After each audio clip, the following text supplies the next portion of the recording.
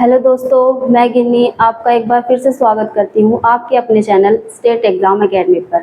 तो दोस्तों, जैसा मैंने आपको कल बताया था, अब हम हिस्ट्री की क्लासेस शुरू करने वाले हैं। उसमें सबसे पहले हम पढ़ेंगे प्राचीन इतिहास। देखो, इतिहास चाहे कोई सा भी हो, प्राचीन इतिहास, मध्यकालीन इतिहास या फिर आपका आधुनिक इतिहास, इन तीनों में से टॉपिक्स में से क्वेश्चन जरूर बनते हैं। और अगर हम तीनों इतिहास में से कंपेयर करें तो सबसे ज्यादा क्वेश्चन प्राचीन इतिहास में से आपको देखने को मिलते हैं।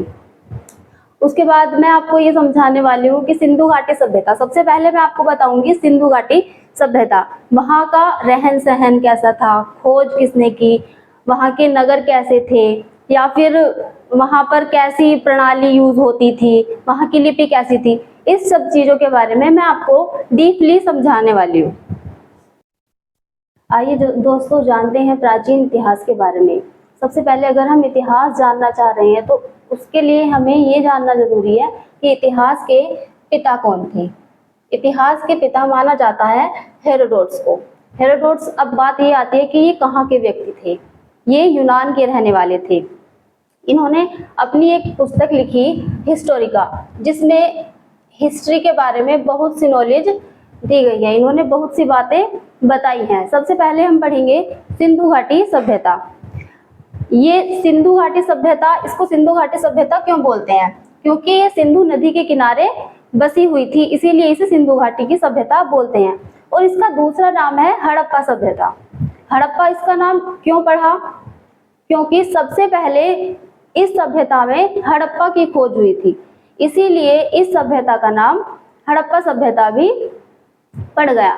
इसकी खोज किसने की थी? इसकी खोज दयाराम साहनी ने 1921 में की थी। ठीक है। और आती है बात समकालीन सभ्यताएं कि इसकी समकालीन सभ्यताएं कौन कौन सी थी। पहली आती है चीन की सभ्यता, दूसरा मेसोपोटामिया की सभ्यता।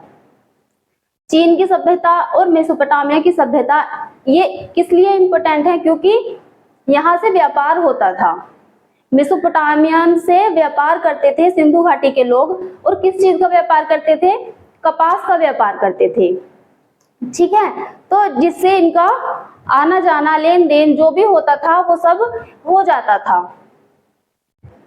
जानते हैं इस सभ्यता से जुड़े शहरों के बारे में। तो सबसे उत्तरी जो शहर बोला जाता था उसको बोलते थे मांडा। ये कहाँ पर स्थित था? लद्दाख में स्थित था। और सबसे पूर्वी शहर कौन सा था? आलमगीरपुर। आलमगीरपुर कहाँ? मेरठ में। ये किस नदी के किनारे था? ये हिंडन नदी के किनारे बसा हुआ था। और सबसे पूर्वी पश्चिमी जो हम बोलते हैं वो था सुत्कागोर, सुत्काडोर। ये जो कहाँ पर है? ये पाकिस्तान में है। और अगर हम दक्षिणी की बात करते हैं तो दक्षिणी शहर कौन सा था? दैमाबाद। ये कहाँ पर था? ये कहाँ पर स्थित है? अभी है, ये महाराष्ट्र में स्थित है। चलिए दोस्तों, अब जानते हैं वहाँ की व्यवस्था कैसी थी। तो वहाँ की व्यवस्था इस प्रकार से थी, वहाँ 2 टीलों में विभाजित हुआ करता था। 2 टीलों में कैसे? ईस्ट की तरफ एक टीला हो गया और वेस्ट की तरफ एक टीला हो गया। उसमें क्या होता था? उच्च वर्ग के लोग तो अलग रहते थे और निम्न वर्ग के लोग अलग टीले में रहते थे। पूर्वी तरफ जो रहते थे वो निम्न वर्ग के लोग रहते थे। इसमें कोई भी सिक्योरिटी कुछ भी नहीं होता था।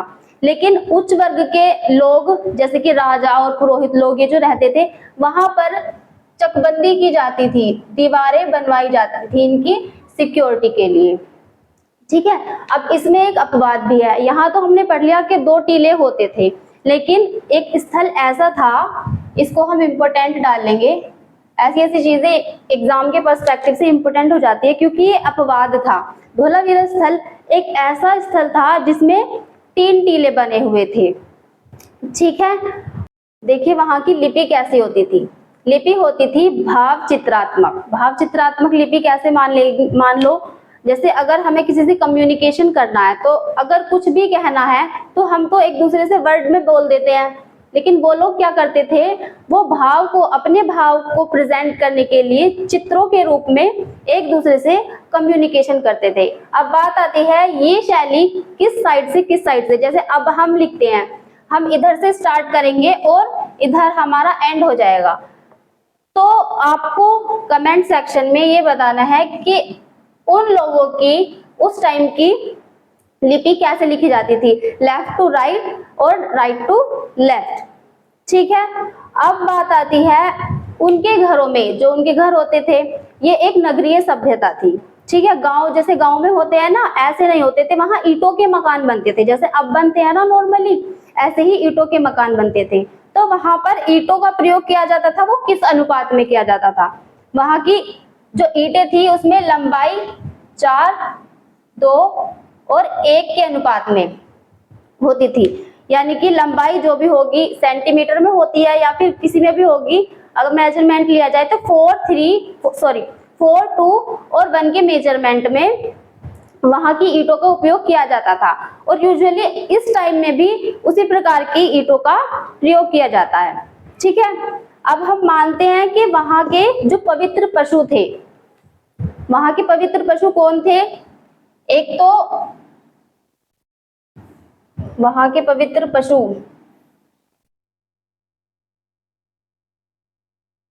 ऊबड़ वाला बैल, दूसरा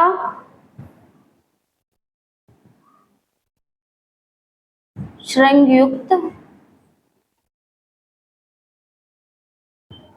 पशु। ठीक है, पवित्र पशु से मतलब है कि जिनकी पूजा की जाती थी। पूजा किसकी की जाती थी, कुबड़ वाला बैल। अब देखिए, अगर आपको क्वेश्चन देखने को मिलेगा तो वहां पर कंफ्यूजन के लिए गाय भी डाल दिया जाता है, लेकिन गाय गलत ऑप्शन होता है। क्या सही ऑप्शन होगा इसका, कुबड़ वाला बैल। दूसरा है श्रृंग युक्त पशु। श्रृंग युक्त से तो आप समझते ही होंगे, जिसके सींग होते हैं, जिस पशु के सींग होते हैं उनकी उसमें उस टाइम में क्या की जाती थी, पूजा की जाती थी। और वहां की आकृति, जो वहां की नगरीय सभ्यता थी, वहां की आकृति कैसी थी, किस आकार में थी, त्रिभुजाकार। यानी कि वहां के जो गलियां कटी हुई थी वो कैसी थी, त्रिभुजा का आकार में कटी हुई थी। अब बात आती है व्यवसाय की, वहां के लोग क्या क्या व्यवसाय करते थे। देखिए, मेन तो है कृषि। वो लोग क्या करते थे, अपने भरण पोषण के लिए कृषि करते थे। दूसरा व्यापार। अब भाई कृषि तो घर की महिलाएं भी हाथ बटा देती थी कृषि में, लेकिन जो वहां के लोग थे, मेनली जो मेंस थे, वो क्या करते थे, व्यापार। किस चीज का करते थे, कपास का। कपास का व्यापार किन लोगों से करते थे, मैंने आपको बताया। इसकी समकालीन सभ्यताएं कौन कौन सी थी, एक तो चीन की सभ्यता, दूसरी मेसोपोटामिया की सभ्यता। तो ये कपास के व्यापार किसके साथ करते थे, मेसोपोटामियंस के साथ करते थे। ठीक है, अब बात आती है वर्ग की। ये वर्ग भी मोस्टली सभी जो सभ्यताएं हैं उसमें 4 में अभी भी और पहले भी 4 में बटा हुआ होता था। क्या, योद्धा, श्रमिक, किसान और व्यापारी। वहां के वर्ग कितने थे, कितने वर्ग में बटा हुआ था ये नगरीय व्यवस्था, योद्धा, श्रमिक, किसान और व्यापारी, 4 वर्ग में बटा हुआ था। साथियों, इससे आगे की क्लास हम कल कंटिन्यू करेंगे। तब तक के लिए अगर वीडियो पसंद आई तो वीडियो को लाइक और चैनल को सब्सक्राइब करना। ओके, जय हिंद, जय भारत।